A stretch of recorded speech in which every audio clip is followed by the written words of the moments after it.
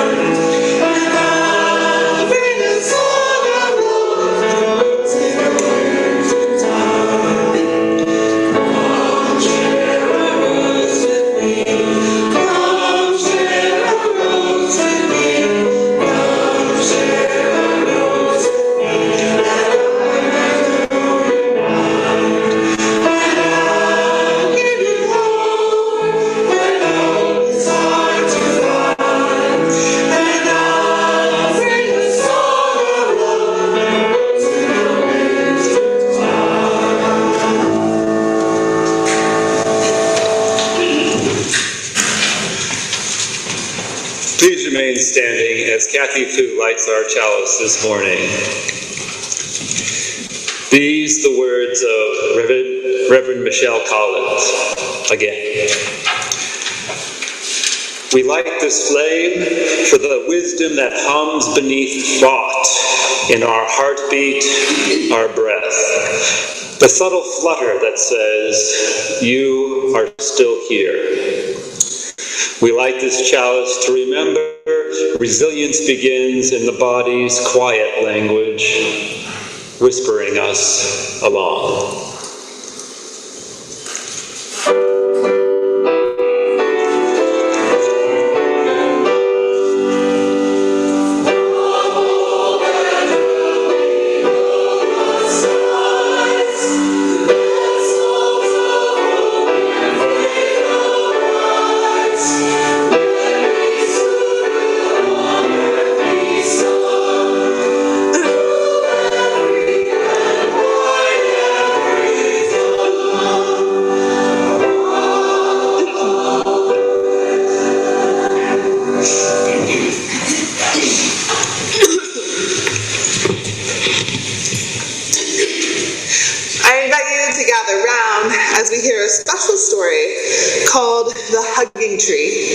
By Jill Neimark, illustrated by Nicole Wong.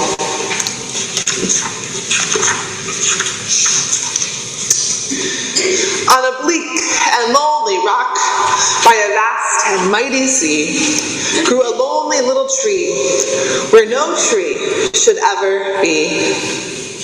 How she got there no one knew. She sprouted stems and little leaves as any tiny seed will do. There's hardly any dirt for me, no forest breeze, no birds, no bees, but I will do the best I can to make this rock my home. Her tiny roots pushed night and day, and bit by bit the rock gave way. A smidge, an inch, a foot, then two. She grew and grew and grew and grew. The ocean hugged the rocky shore. I like near me, little tree. Let's keep each other company.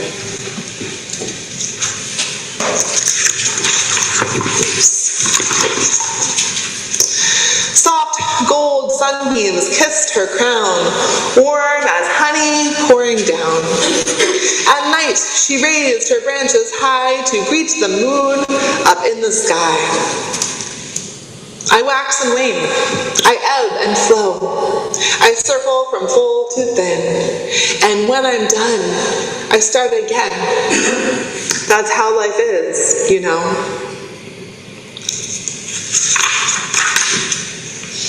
One summer noon, a pair of loons landed on her canopy. A pretty tree, a sparkling sea. Shall we make this place our home and raise our baby chicks right here? The little tree warmed with pride. She spread her branches high and wide. I'll be your home, she replied. And can you tell me if you've seen the forest where my family grew? We've built our nest in trees like you, quite far from here, and so you blew. Many nights and many days, you flew on wind, just like we do.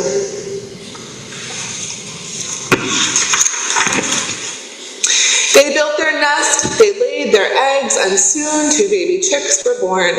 Summer passed, autumn too. The little tree turned red and gold. Then winter came with howling winds and cutting colds that broke her boughs.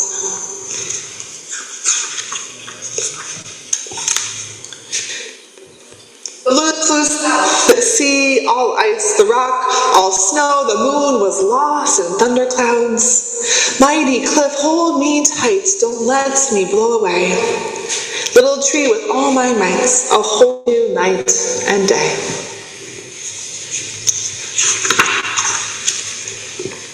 Storms will come and storms will go. At last the sun melted the snow, but now the tree could not grow. The storm had torn her roots. The moon gazed down and softly said, sometimes we lose our way, but with some help, we start again. That's how life is, you know. And the boy came running by, skipping stones into the sea. When he saw the little tree, he stopped and stared. He touched the tiny leaves. He felt the ragged roots. He shook his head and said, I can bring you just what you need. I can help you, little tree.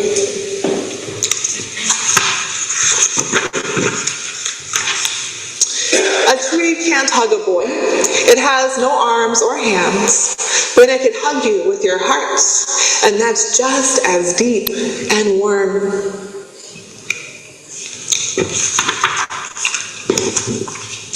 Every day the boy came back carrying a full backpack.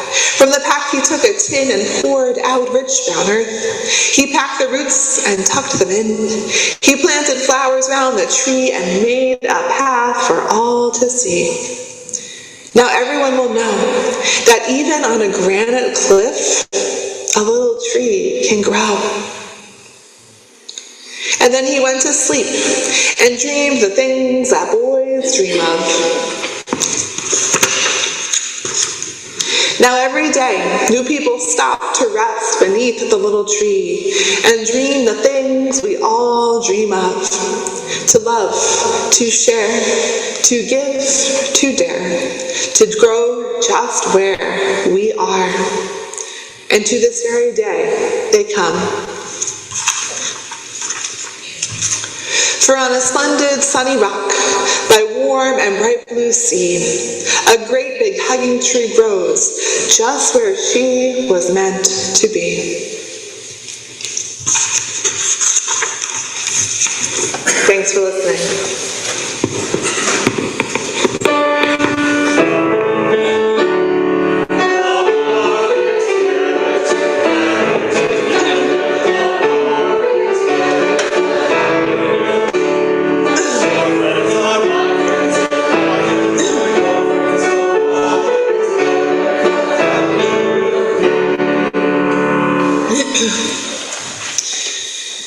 All right, let us enter a time of celebration.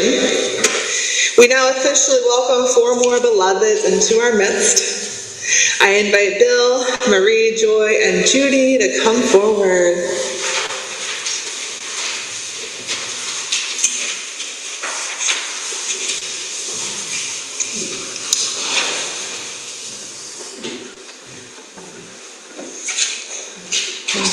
Stand right here.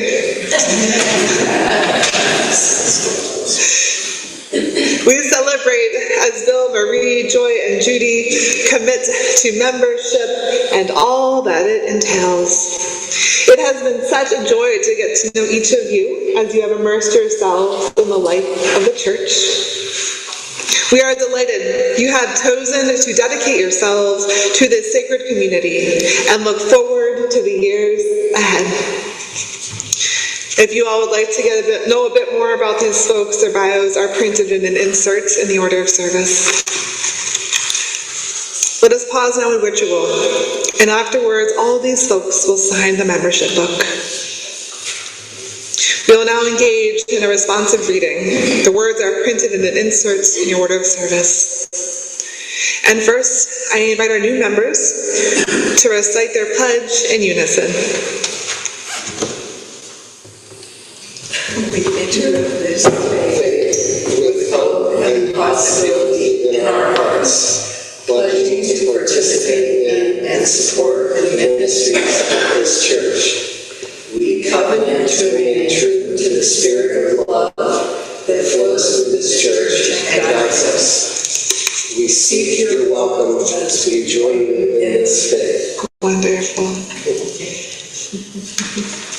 And now time for the congregational response. We welcome you as once we were welcomed ourselves. We seek to be open and inclusive, respecting your inherent dignity, your ideas, and your vision. In times when it is easy, and in times when it is difficult, we seek to be supportive, not only when you reach out and encourage to us, but also when you need us to reach out to you. In return, we ask that you recognize our humanity. We will not always live up to our ideals, and when we fall short, we invite you to stay in relationship with us and help us more fully bring alive the spirit of love. We welcome you as an equal member of this congregation, of this faith, and of our shared spiritual journey.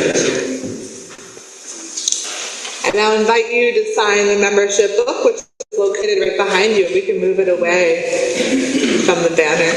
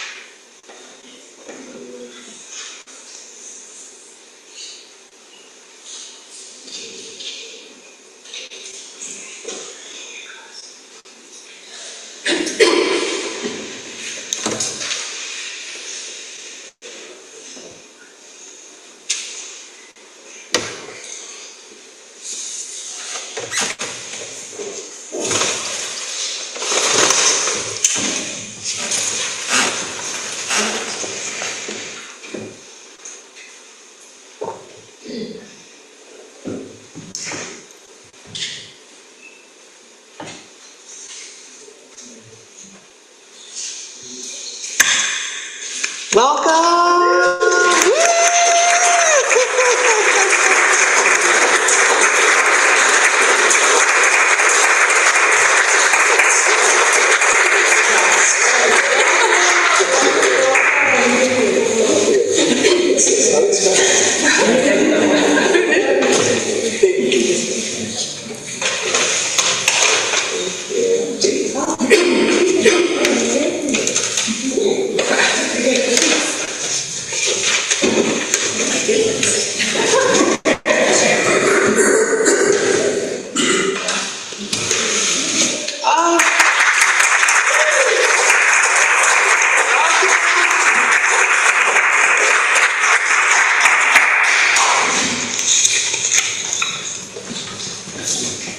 You're each such a blessing to our community, and I'm so grateful that you're here with us.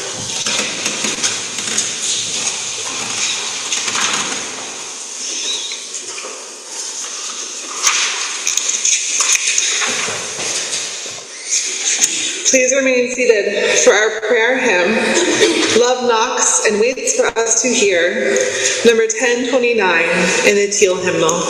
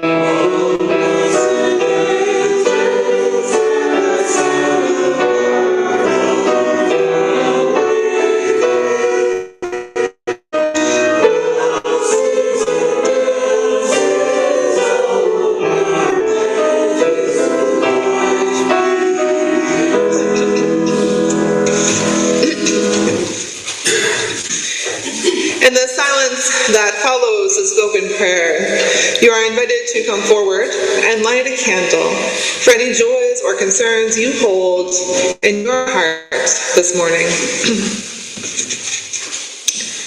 Spirit of love and life, source of all that is, we come bearing witness to the joy and the sorrow we hold within ourselves and recognize in one another. In this sacred space, we gather as fellow sojourners, seeking peace, strength, and wisdom, seeking healing for the wounds born of the trials and tribulations of our finite human lives. May we open ourselves to love and strength through our prayers and meditations, through our laments and our joys, through the still, small voice within. May we journey together in resilience and perseverance, for resilience is not a solitary triumph, but something woven through community, through this community, a tapestry of love and hope, of finitude and eternity. In this moment, let us remember, we are stronger because of the web that unites us, held in a love that makes us one. May we offer hope and receive love in return, trusting in the divine spark that binds together all that is, that guides us when we are lost and strengthens us when we are weary. May it be so, and amen.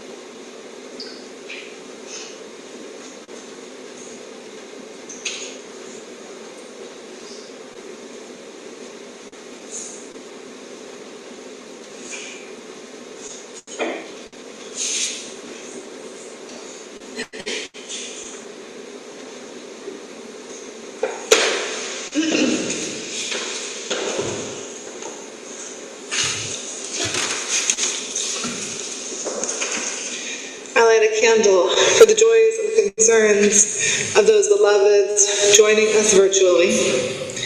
And I light a candle for all else that we hold in our hearts and our minds this morning. If your heart is hurting, know that your community is here to help, as am I. Please reach out with any needs.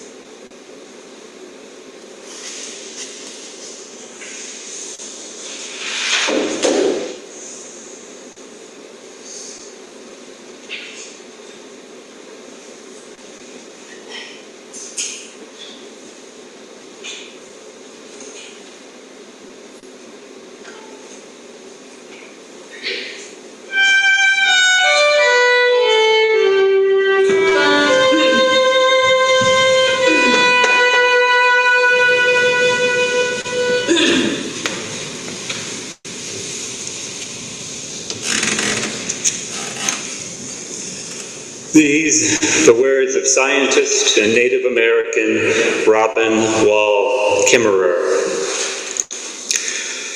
Even a wounded world is feeding us. Even a wounded world holds us, giving us moments of wonder and joy. I choose joy over despair. Not because I have my head in the sand, but because joy is what the earth gives me daily, and I must return the gift.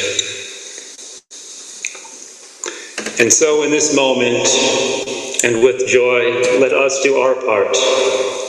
For we too have received much from this one wounded world, and it is by returning the gift that we help to heal it as we build and perpetuate our beloved community. For those of you watching the service online, you may contribute to a virtual offering plate using the donate button on our website, or by mailing a check to the church office. I invite the ushers forward to receive the offering.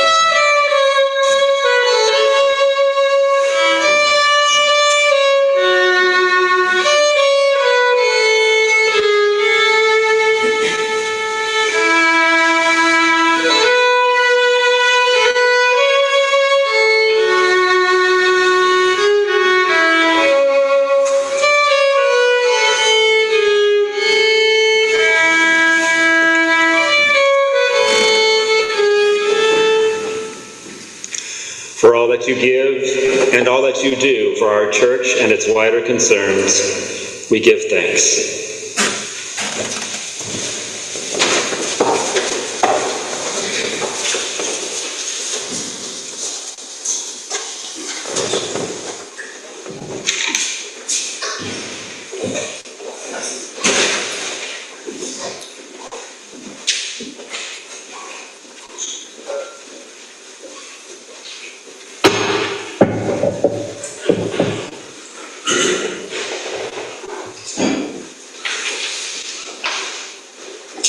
We're going to sing Lift Every Voice and Sing, as you can see in your order of service. And this is one of our national anthems. This is the Black National Anthem.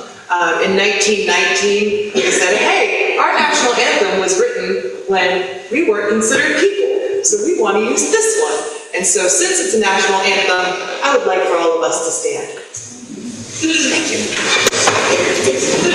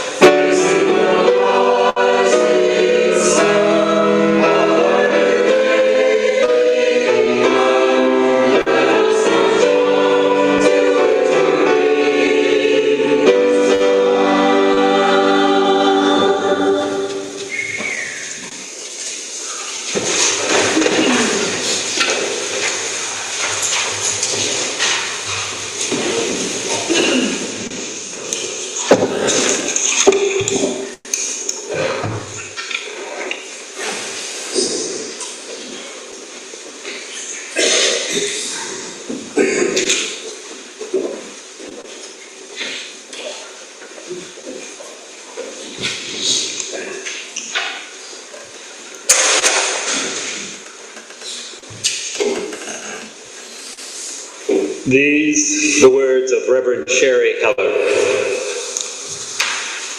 Post-traumatic growth is not a return to who you once were.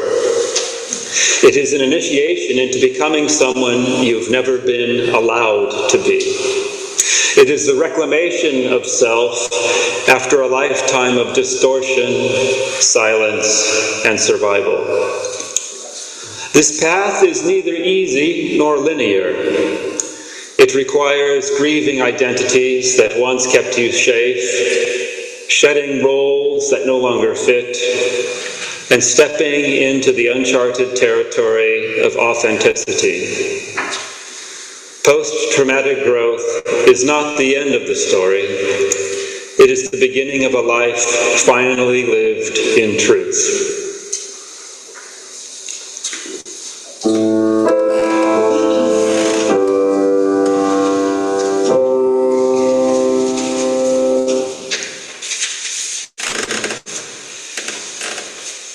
In our second reading, a poem titled Considering Resilience by Rosemary Watola Tromer. Today, I talk to the broccoli sprouts. I kneel down beside their bed. You can do it, I tell them. I don't mention that every summer there is a hailstorm that will puncture and tear their leaves, that bits of their green will litter the soil. Though the sprouts are less than half an inch tall, the leaves already look tough, like thick four-leaf clover. The hail, though, will be tougher. Perhaps I don't want to tell myself how tough things will get. Would rather encourage, would rather play, would rather revel in the day's sun. But today there's no lying to the self. The inner hail has already come. My leaves hang in tatters all around me. Flower petals are fallen, scattered, out of season, widespread wreckage. There is an inner knowing, though, one that needs no one else to encourage it. It knows to grow despite the damage, to grow because damage, to grow. It knows to grow because that is what we are here to do. Our new leaves coming in to support the old, to support the whole, every bit as vulnerable and green. So green.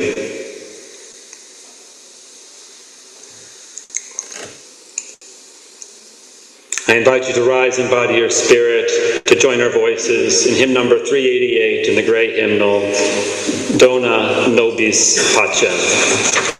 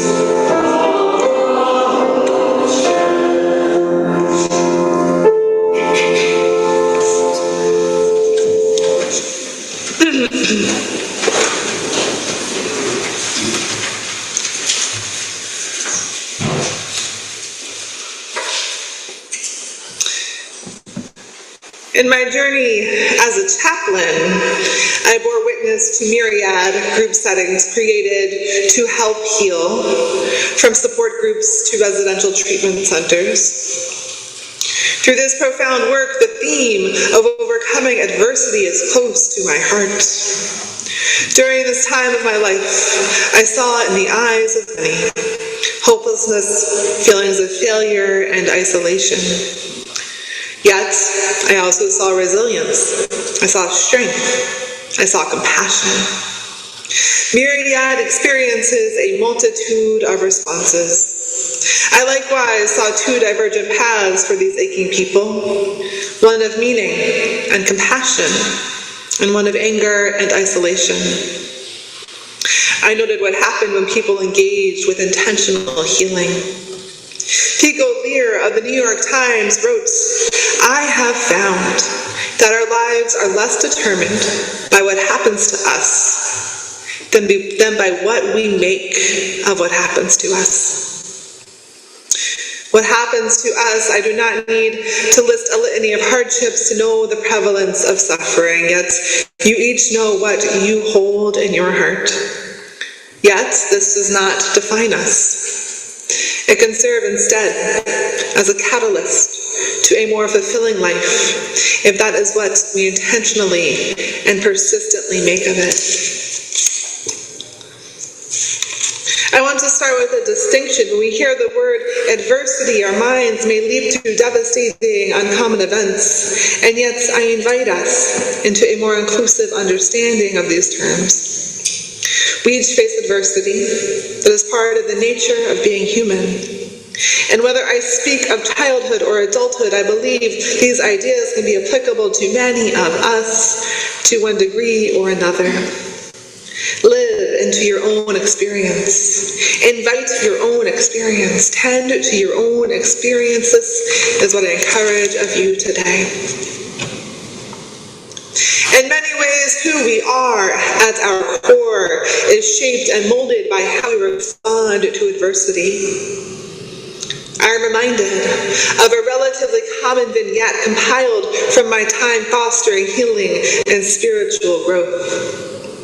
Two sisters responded to the tragic death of a third sibling. The experience was immensely traumatic, devastating, and sorrowful. Yet the trajectories of their futures differed greatly. One sought support and meaning making. In her mourning, she became more resilient and compassionate. The other sister slipped into despair and hopelessness. She isolated herself and compiled distorted healing practices. She suffered from anger and isolation. Neither sister was stronger nor weaker than the other. There are reasons for these reactions well beyond our control.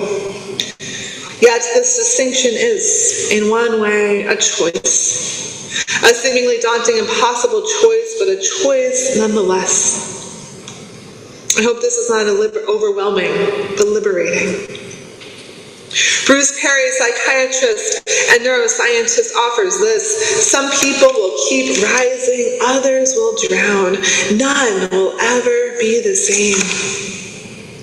When we heal, we do not erase what has happened to us nor push it to the side. It has changed us fundamentally for the better or the worse. We will never again be the person we were before death or addiction.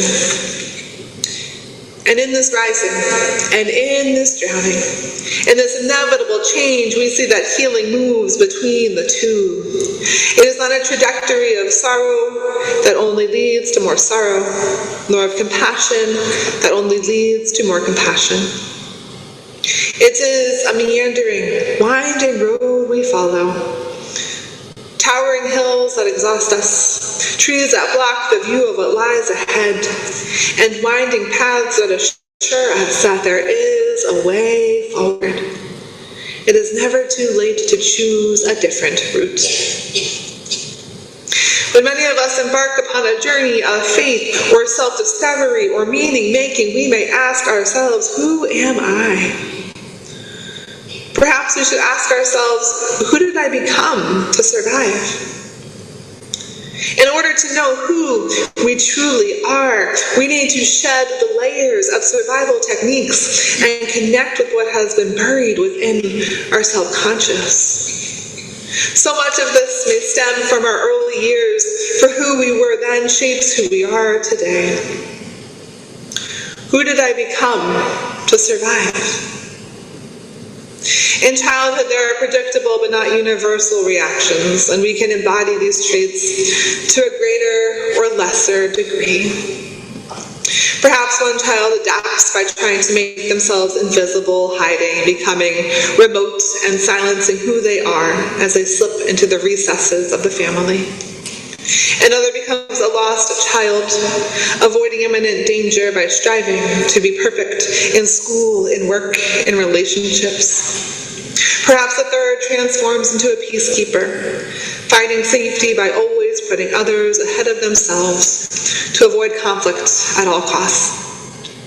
There are so many ways we grow and adapt as our young selves seek to persevere.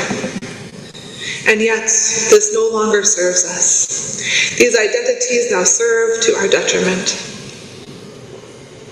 These children, this is who we were, and yet the change and growth we strived for, as well as this acknowledgement of who we have been and what we have endured and who we are becoming, opens the door for so many crucial, life-affirming questions offered by psychologist Kate Truitt, questions that stem far beyond childhood adversity. What parts of myself have I hidden in a search for survival? Who do I want to become now that I am safe? What do I want to rediscover that has been hidden beneath layers of survival? Growth after adversity is not returning to the person you were before the events that happened. It is instead, quote, an invitation into becoming someone you've never been allowed to be. In our adversity, many of us embodied a false self, a false narrative.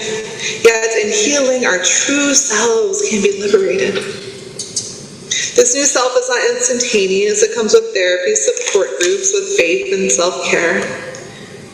When we finally embody our full, true, authentic selves, we can reclaim ourselves and our strength and our individuality after months, years, or decades of distortion. We grieve what once kept us safe, the perfectionist, the invisible one, those identities we bravely created and clung to. As such, we enter, instead, uncharted territory. We connect with our spirits and our souls and that still small voice within. It is scary and it is brave. Recovering from adversity is not the conclusion of your story. It is the beginning. It is the beginning of a life lived in authenticity. After all that has happened in our past, we can rewrite our future. I think of a woman I knew years ago whose father caused great distress that she carried with her into her adulthood, embodying people-pleasing tendencies as a way to avoid all potential conflict. She struggled with depression.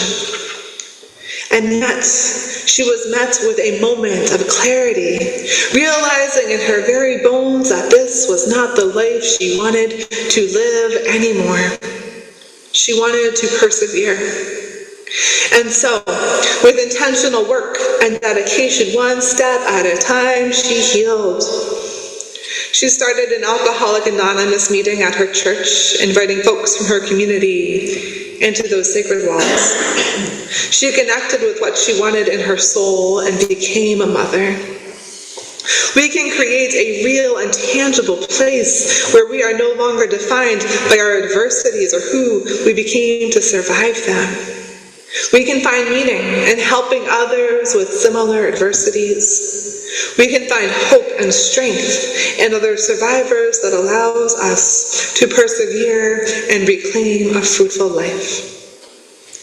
We can use our ailments and the healings we have done to create a more compassionate outlook towards neighbors, friends, and strangers. We become a source of strength. Rabbi Menahem Schneerson offers this: we must translate pain into action and tears into growth. How could we learn to face adversity from our Unitarian Universalist faith? Part of our continuous and intentional spiritual journey is to discern what divinity looks like in our lives. We grapple with what is life-giving to us, what encourages us to live our best lives of faith and compassion, what serves as a guiding force through pain and tumult. It is this greater essence of all that is, was, and ever will be, emerging as a source of strength and perseverance that guides us towards healing. As such, we can be guided towards a new life, sustained by all things sacred and holy.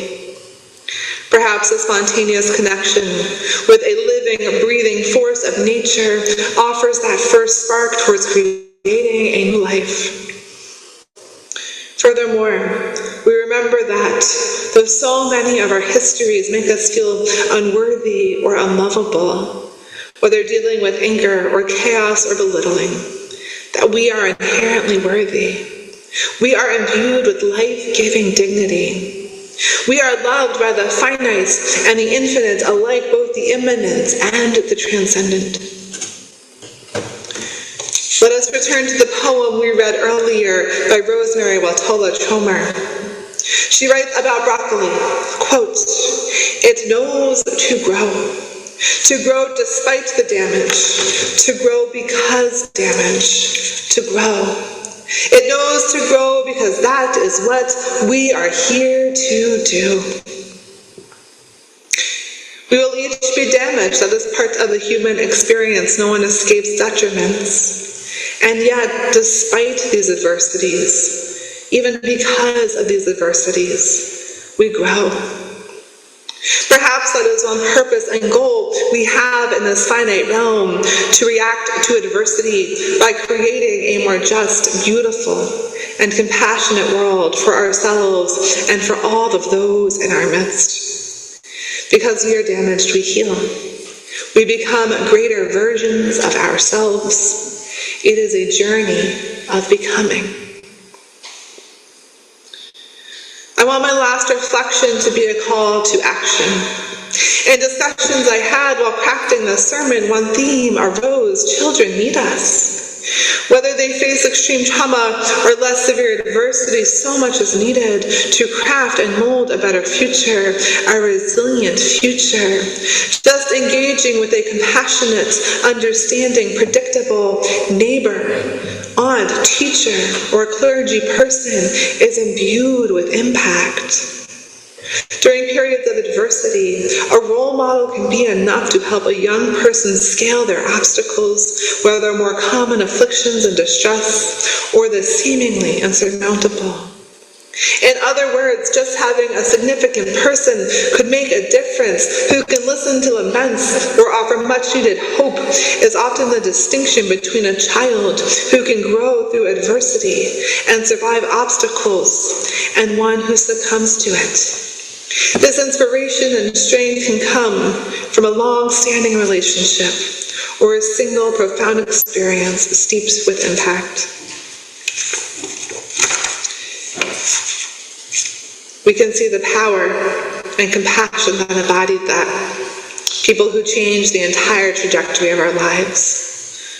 So, may we be that counselor or that nurse or that teacher. May we be the one who changes the trajectory of a child's life as we mentor and guide and love and offer hope and compassion. Let us help them thrive.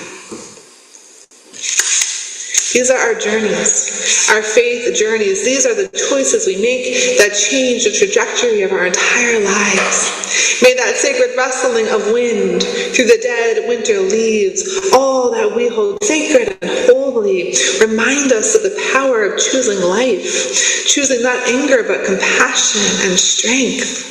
The path may be arduous, and it is certainly unpredictable, but rest assured it is there. And you need not journey alone, but with fellow sojourners, with the ancestors, with the wind. You are not alone in your difficulties, so may you find your own hardship mirrored in the eyes of another. May we find hope in those who have persevered, strength in those who use their pain for good, and joy in those who are living their full lives, their full potential. So go forth. Go forth finding that space where pain becomes action and tears become growth. Go forth knowing that our lives are determined less by what happens to us than by what we make of it. Go forth, each of you, as your authentic, beautiful, compassionate, and wildly imperfect selves. Go forth and shine. May it be so, and amen. Please rise in body or spirit to join our voices in hymn number 314, Go Now in Peace, in the gray hymnal. 413. 413. I said the wrong number. It's okay.